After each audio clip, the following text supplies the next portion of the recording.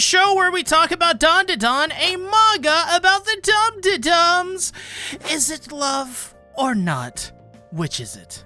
This chapter proposes such questions, and it's really interesting because I'm seeing people doom and gloom about this chapter because it's somehow ruining the series' relationships, according to them, which is actually not at all my takeaway from the chapter. So let's get into the nitty-gritty here, because this forwards the series' characters and the relationship between actually Momo and Okarun way more than people are realizing. So this chapter is more or less a double date between Ira and Okarun and Gigi and Momo. It starts off with the date between the aforementioned, with the subject of their date being Dysonors, which, if you don't know, are basically really big chickens and alligators, and they were the coolest. And I do want to mention the background art in this chapter, which is yet another banger. It makes me think we will probably be fighting Dysonors in this arc, which is my theory, more or less disguised as secretly me just wanting them to fight Dysonors. Well, the stunning art also serves the purpose of being impressive to Okarun and Ira and Prestatori. Okarun asks Ira when she became so interested in Dysonors, and she chooses honesty here. A rare thing for Ira to do sometimes. She says she isn't really interested in the big dinos. She's actually just researched them only because of their date and because she figures Okarun would love them. And now she likes them well enough, even if she is not as passionate as he is. Now, here is the clever part of this moment that I think went over some heads. And believe me, I get it. Shipping culture is pretty heated, and don't you dare say anything about Marin and Gojo. They are the perfect couple. I swear to God, I am like totes. Ira, in this moment, tells herself that by telling the truth, that she has somehow ruined things for Okarun and that he's lost interest. In other words, this is a microcosm of what makes Ira, in my opinion, so charming as a personality, and also why, if I think anyone here who identifies with Ira personally should feel pretty good about that identification. The point here is to set up that Ira put in a lot of effort to be interested in Dysonors for Okarun selflessly. Yeah, sure, in the end, on the surface, it is to get to his heart and be close to him, but really, it's more so about Ira looking up to Okarun as an impressive person, and thus she wants to be an equal to him. Once I realized that, I unlocked a new part of my Ooga Booga brain, and now more clearly understand that Ira is actually just like a really good person. Because if you compare to how she was in Acro Silky arc, she was literally the opposite of this. I mean, she tried to put people below her intentionally as a way to feel more powerful by creating a clique, an environment. Hence why she called Momo a demon. She was dehumanizing someone who wasn't her equal, but someone who was honest and genuine, which in her mind means better than me, because she didn't live like that. But with this chapter, we see that Ira is now the person who sees herself as just herself for who she is, and is striving to improve and be on the level of those around her. That's humility. The act of love she did for Okarun in this chapter was born from a genuine love for another person, not one of power, control, or vanity. Which is why she is surprised when Okarun responds that it was the same for her, and it turns out they both did the exact same thing by prepping.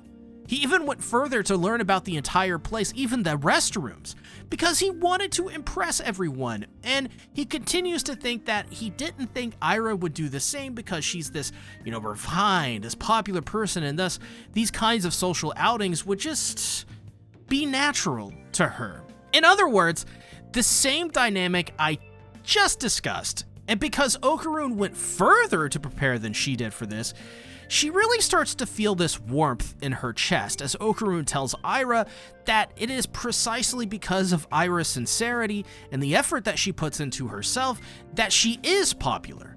And because of that process she goes through, Okarun relates to her as they both clearly use the same process, and thus he feels a kinship with Ira, kinship-atori. In other words, they are relating and getting closer and strengthening their bonds. It's clever. And a great piece of writing for at least Ira, because she realizes here that all along they both were the same and equal. Hence the use of the word kinship. The very process which actually made Ira ugly on the outside and on the inside in the Acro Silky arc is also what makes her a beautiful person in this chapter. It's what makes her self-image on the outside looking in so attractive to other people in society. Ira is more or less a mirror that people can project themselves onto. The qualities they feel like they want to have but don't realize they already have. Why? Because this moment is Ira understanding that someone paid attention to the effort that she put in. And it was the person that Ira also projected herself onto, Okarun, who she thought was perfect. She too wants to be like him and experience everything that he is and be just as perfect as she perceives him to be. Someone then bumps into Ira, sending her into Okarun's chest as she hears his heartbeat. She then pleads for Okarun to hold her hand as she needs him to, and so he does. Now, before I get into why this scene I think was so misunderstood and controversial, we first need to get into this aquarium date between Momo and Gigi, as I think understanding both on their own terms helps us digest the full context of this chapter more clearly and put a couple of the worries to rest. So please stick with me here.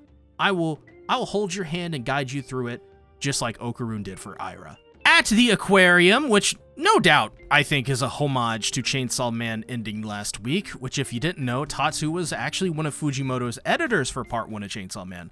He even delayed the release of Dandadan to help Fujimoto finish part 1. And if you didn't know, I released a video explaining Chainsaw Man's ending today. So, as they look at the fishies, Momo gets hungry because she wants to eat them all. Momo's so kick-ass. So GT tells her to stop looking at fish as food, which kind of pisses her off because he is implying that she is ruining the date.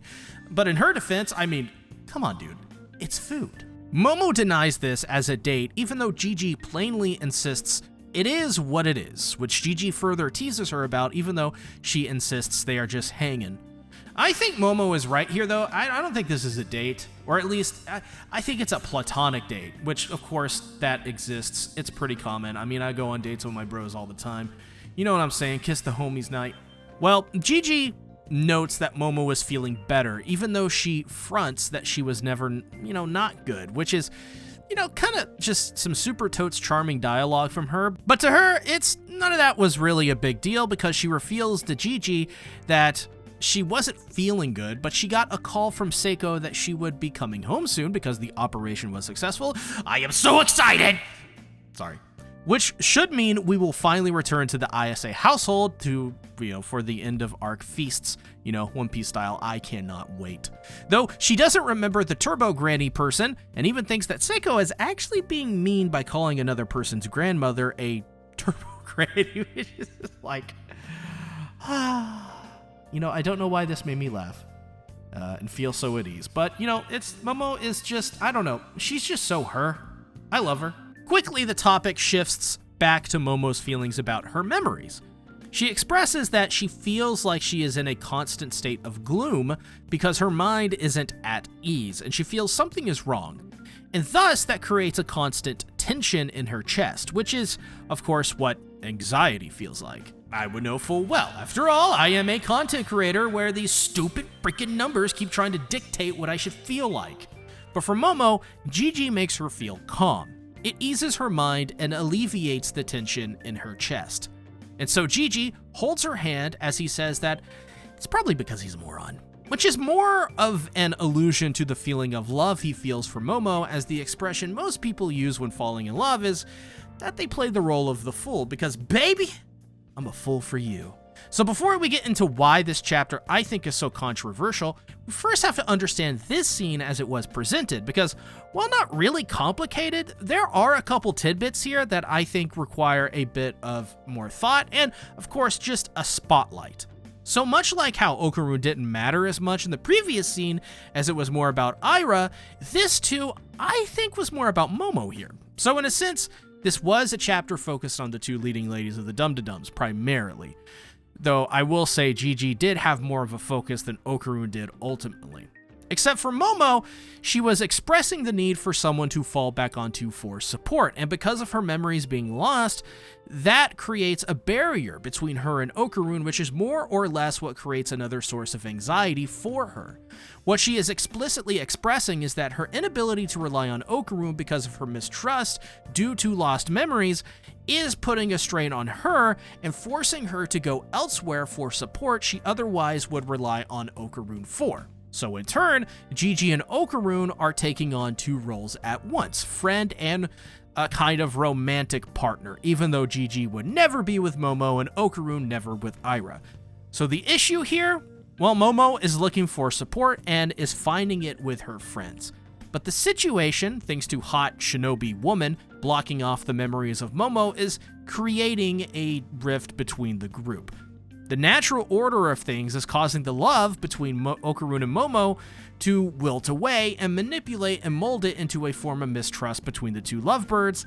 However, that's not the end to this story. So, the big question here was, why was this chapter so controversial? Well, I think it mostly has to do with people reacting without thinking about the consequences of this chapter and a larger plot surrounding it. In reality, this chapter is nowhere near controversial, in my opinion, and is actually the way the story should be headed. Not that I blame people for the way they feel, I think this mostly has to do with the ongoing frustration around Momo having lost her memories and not really about what happened in this chapter. Last week's video and the prior weeks, I've noticed there is a growing sense of frustration within the Dandadan community that the Momo subplot is going on too long, which I empathize with and understand why it's so frustrating. We've been building up to Momo Okarun for years now, and we know they're a perfect couple, and they know it as well. Plus, the last moment we got between them, like that was them literally agreeing to lay themselves bare to one another when they got back. But when they did, Momo had lost all of her memories due to hot shinobi woman. So once again, it goes back to this amnesia plotline. Now me, I don't really see the issue with it, and I'm not nearly as frustrated. I think this mostly is due to how the story is being built up and how the amnesia is actually a needed plot device to make this story function properly. Because without Momo losing her memory, the entire plot really falls apart. To make the 13 Nobles and the Black Paladins work as well as it is working right now, which I've not seen a single person complain about at all, this requires Momo losing her memories. Without that, this group isn't a thing, and it's actually just another villain of the week type deal. Without her memories, they are a real threat and make them the most dangerous antagonists currently.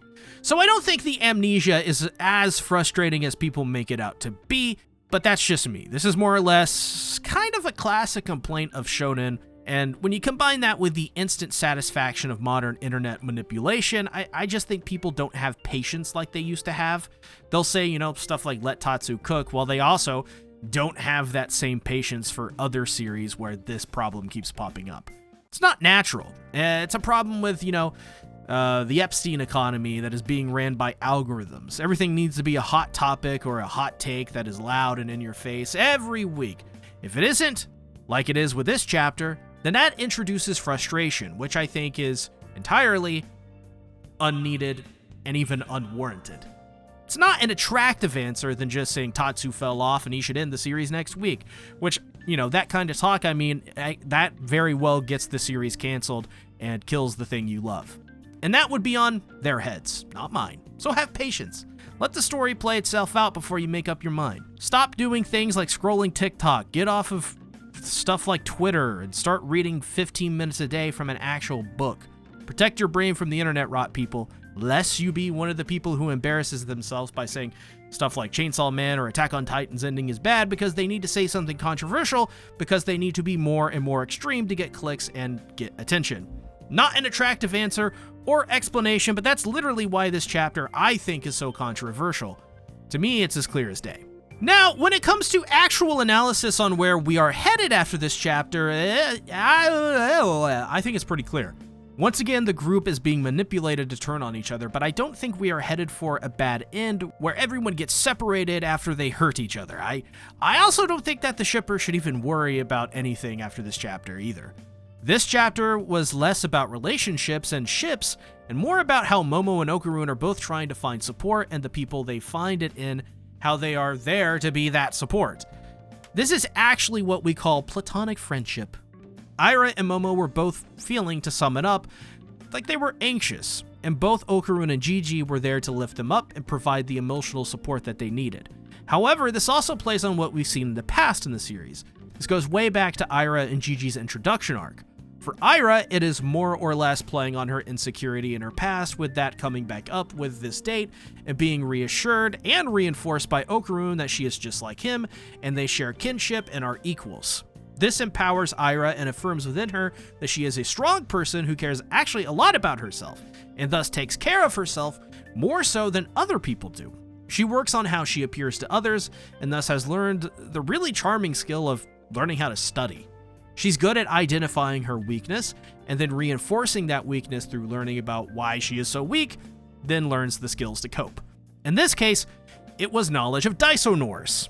That's also what relates her to Okarun here, because he too has done the same thing, and they both share this common connection of wanting to learn and respecting the institutions of knowledges, of whatever those knowledges may be. For Momo, she's feeling isolated because she is being isolated and thus needs someone that she can rely on, and at that moment that cannot be Okarun. So the next best thing is her former crush, Gigi. This plays on Gigi's introduction as being the boy who took Momo for granted and betrayed her trust and bullied her. I would imagine that in Gigi's mind, this is a way for him to foolishly try and correct the mistake he made as a child, which would forever doom his romantic prospects with Momo. That still is in play here, and he will never be with Momo.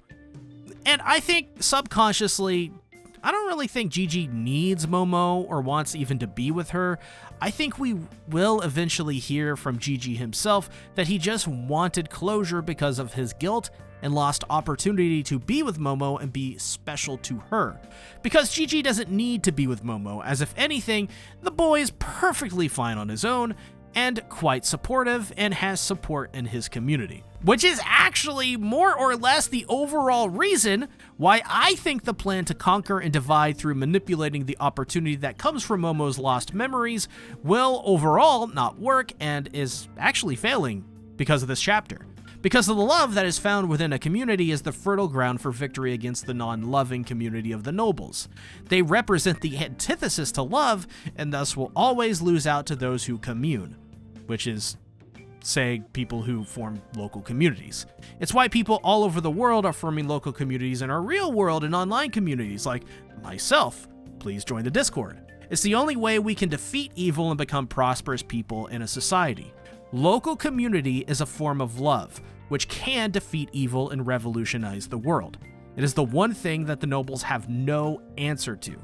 This chapter was showing love through community and its power to make even people with amnesia and the Ira delusionatories of the world feel empowered and affirmed in their reasons for existing. Check out my King of Anime podcast channel, and also be sure to check out my video explaining Chainsaw Man's ending and more. Make it a great day or not, the choice is yours.